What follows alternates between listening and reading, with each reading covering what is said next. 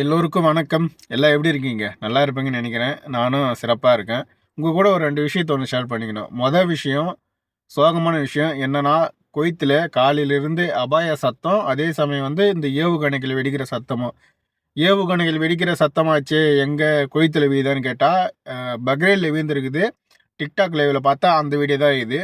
இந்த Iran, America, இந்த Israel இந்த பிரச்சனையில் வர ஏவுகணைகள் இது. இதனால் குவைத்துக்கு எந்த பிரச்சனையும் கிடையாது. ஆனால் அந்த நாட்டுங்களுக்கு நடுவில் இருக்குமே அப்படின்ற ஒரு பிரச்சனை மட்டும்தான். யாரும் பயப்பட வேணாம். அதே சமயம் எச்சரிக்கையாக இருங்க. 2வது விஷயம் சொல்கிறதுக்கு முன்னாடி இந்த ஒரு டைலாக் நீங்கள் மனசில் வச்சுக்கோங்க. ஒரு பொருள் உங்களை விட்டு போகுதுன்னா அது உங்களுக்கானது கிடையாது. அதே சமயம் உங்களுக்கு சொந்தமான ஒரு பொருள் எந்த சமயத்தில் வேணால் எப்போ வேணால் சேரும். அதேமாரி தான் என்னுடைய ஃபேஸ்புக் ஐடி திரும்ப வந்துடுச்சு. அந்த ஃபேஸ்புக் ஐடி திரும்ப வந்ததுக்கு எனக்கு ரொம்ப ரொம்ப ரொம்ப சந்தோஷம். ஏன்னா ஒரு பொருள் என்னை விட்டு போயிடுச்சு, அது எனக்கு கிடைக்காதுன்னு இருக்கும்போது திடீர்னு வந்துச்சுன்னா என்ன பண்ணுறது? இதுக்கு நான் என்னுடைய நண்பர்களோட அந்த சப்போர்ட்டு, அதுக்கப்புறம் நான் இமெயில் பண்ணது, இதையெல்லாம் தாண்டி கடவுள் மேலே நான் வச்ச நம்பிக்கை. உண்மையாக சொல்கிறேன், இது எப்படி நீங்கள் எடுத்துக்கோங்கன்னு தெரில. உண்மையிலே என்னோட கடவுள் முருகனை நான் வேண்டிகிட்டே படுத்தேன். நான் முருகா எனக்கு கிடைச்சிடணும். லாஸ்ட்டு 2 நாளைக்கு முன்னாடி போட்ட இமெயிலு இதுதான் கடைசி இமெயில், இது நான் போடுறேன் அப்படின்ட்டு போட்டுட்டு, அதுக்கப்புறம் கடவுளை வேண்டிட்டு முருகா இன்றைக்கி எனக்கு கிடைச்சே ஆகணும், என் ஃபேஸ்புக் ஓப்பன் ஆகணும்னு சொல்லிட்டு வேண்டிட்டு பார்த்தேன். கிடச்சிருச்சு. கிடச்சி வீடியோவும் போட்டுட்டேன். எந்த பிரச்சனையும் இல்லை.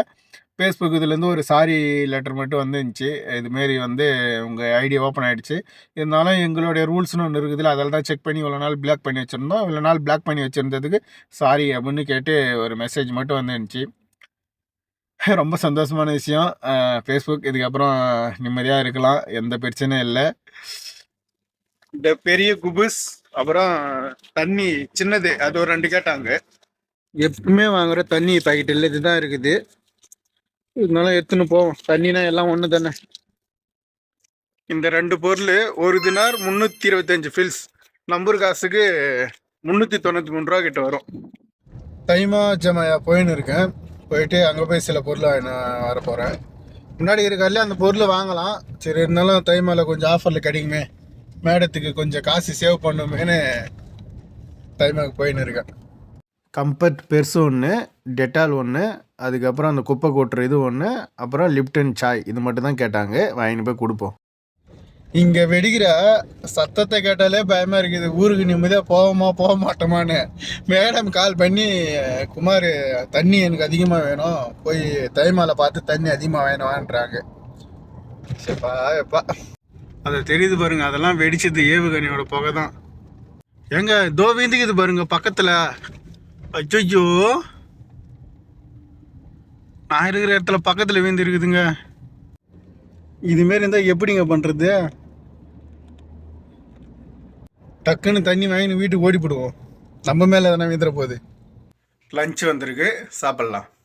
ஃபஸ்ட்டு இது திறந்தா சாப்பாடு சட்னி, இது திறந்தா சிக்கன் அப்புறம் பார்த்துக்கலாம். ஃபஸ்ட்டு சட்னி டேஸ்ட்டு பண்ணலாம். சுட சுட இருக்குது. சேஸ் ஃப்ரெண்ட்ஸ், சூப்பராக இருக்குது. நல்லா புளியெல்லாம் போட்டு நல்லா இந்த சளி பிடிச்சி நாக்கு செத்து போனதுக்கு நல்லா உரப்பாக இருக்குது. சாப்பிடுவோம். ரோப்பும் மக்ரோனியும் வேணுமா? ரோப்பு 2 கார்டன் எடுத்துக்கலாம், மக்ரோனி ஒரு 3-4 கார்டன் எடுத்துக்கலாம். இந்த பொருள் 2 தினார் 190 ஃபில்ஸ். நம்பூர் காசுக்கு 651 ரூபா. காலையில் கேட்ட அலாரம் சத்தம் இன்னும் கேட்டுனே தான் கிடக்குது. பயந்துனே தான் இருக்கிறோம். இன்றைக்கி நோம்பிலிருந்து ஜூஸ் வந்திருக்கு. அப்புறம் எப்பவுமே வராமல் அந்த சிக்கன் ரோலு, அது குடிச்சு பார்ப்போம்.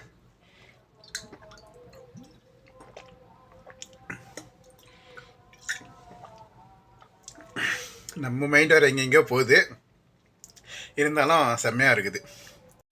அந்த ஜூஸை நிம்மதியோட ஒரு வாய் குடிக்க முடியலைங்க. ஓனர் அவங்க தம்பி கூப்பிட்டு கத்துறாரு, நீ எதுக்கு ரூமுக்கு போனால் உனக்கு தேவையான நல்லதானே உட்கார சொன்னா அப்படின்னு. வேலையே அவர் மூஞ்சி முன்னாடியே உக்காந்து இருக்கணும் போல் தெரியுது. அவன் டிரைவரு ஜாலியாக அனுப்பி விட்டுறாரு. இப்போ அதை வாங்கினோம் இதை வாங்கினவா, இல்லை அவன் வெளியவே கார் கழுவினாலும் அவனை கூப்பிட்டு வேலை வைக்க மாட்டேங்கிறாரு. நானும் அவனை மாரி கார் கழுவினாலும் என்ன தான் கூப்பிட்டு வேலை வைக்கிறாரு.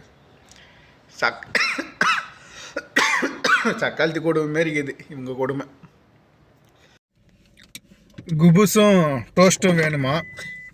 காலையிலேருந்து 5 முறை கடைக்கு போய் வந்தேன். 5 முறை சொல்லாமல் இப்போ போய் வாங்கினார் சொல்கிறாங்க. வாங்கினார் சொல்கிறதோட ஒன்றும் பிரச்சனை இல்லை, முன்னாடி இருக்கிற கடையில் இல்லை, கொஞ்சம் தூரமாக இருக்கிற கடைக்கு போய் பார்க்கணும். தூரமாக இருக்கிற கடைனா தைமா போகலாமா இல்லை கத்தா 4க்கு போகலாமான்னு ஒரே குழப்பத்தில் இருக்கிறேன். எங்கே போகலாம்? வண்டி எடுத்துட்டேன். சரி கத்தா 4லே போய் பார்ப்போம். குவைத்தில் விட நிறைய இடத்துல விழுந்திருக்குதுங்க டிக்டாக்கு, அந்த நியூஸு எல்லாத்துலேயும் பார்க்குறேன் நான். காலையில் நடந்த போரில் இப்போ கொஞ்சம் ஈவினிங் டைம்லேருந்து எந்த சத்தமும் வரல. ஒரே டைம் மட்டும் அந்த எச்சரிக்கை அபாயமாக அந்த சவுண்டு வந்துச்சு, அதுக்கப்புறம் வரல. நிறையா இடத்துல ஜாரெல்லாம் நிறையா இடத்துல விழுந்துருக்குது போல் தெரியுது. எல்லாம் வீடெல்லாம் பார்த்தேன். கொஞ்சம் கவனமாக இருக்கணும் ஊருக்கு போகிற வரைக்கும். குபுசு இல்லை. ஒருவேளை இந்த போர் பதட்டம் இருக்கிறதால எல்லா பொருளும் வாங்கி சேவ் பண்ணி வச்சுக்கினாங்களோ, கொரோனா டைமில் சேவ் பண்ண மாதிரி இங்கேயும் குபுசு இல்லை. சரி போய் தைமாலை பார்ப்போம். தைமாலை இருந்துச்சுன்னா வாங்கிட்டு போவோம். தைமாலையும் இல்லைன்னா ஒன்றும் பண்ண முடியாது நம்ம. தைமா ஜமாயிலும் குபுஸ் இல்லை, அதனால் நான் லூலுக்கு போய் பார்த்துன்னு வரேன் மாமான்ட்டு லூலுக்கு வந்தேன். லூலுக்கு வந்த அப்புறம் குபுஸ் பாக்கெட்டு 20 கேட்டாங்க, அதுக்கப்புறம் குரோசன் கேட்டாங்க, அப்புறம் டோஸ்ட் 1 கேட்டாங்க, அப்புறம் திரும்ப ஒரு தண்ணி பாக்கெட்டு 4 எடுத்துக்க குமார் அப்படின்னாங்க. அதுக்கப்புறம் மேங்கோ ஜூஸ் ஒரு 3 கேட்டாங்க. சொல்லி வச்ச மாதிரி எல்லாரும் இந்த குபுஸ் பாக்கெட்டுக்கு அடிச்சுன்னு மாஞ்சிக்கிறாங்க. நம்மளுக்கு கிடைச்சது சந்தோஷம். இன்றைக்கான வேலை முடிஞ்சிருச்சு. அந்த அலாரம் அடிச்சுனே தான் இருக்குது. பாதி நைட்டில் அலாரம் அடிக்குதுன்னு யாரும் பயப்படாதுங்க. அதெல்லாம் வந்து ஒரு எச்சரிக்கை மணி தான். அதேமாரி சேஃப்டியாக இருங்க, கவனமாக இருங்க. இன்றைக்கி வேலை எனக்கு கொஞ்சம் கஷ்டமாக போச்சு. நாளைக்கு வேலை எப்படி போகுது என்னன்னு சொல்லிட்டு பார்க்கலாம். நாளைக்கு வீடியோவில் சந்திக்கிறேன். பாய்.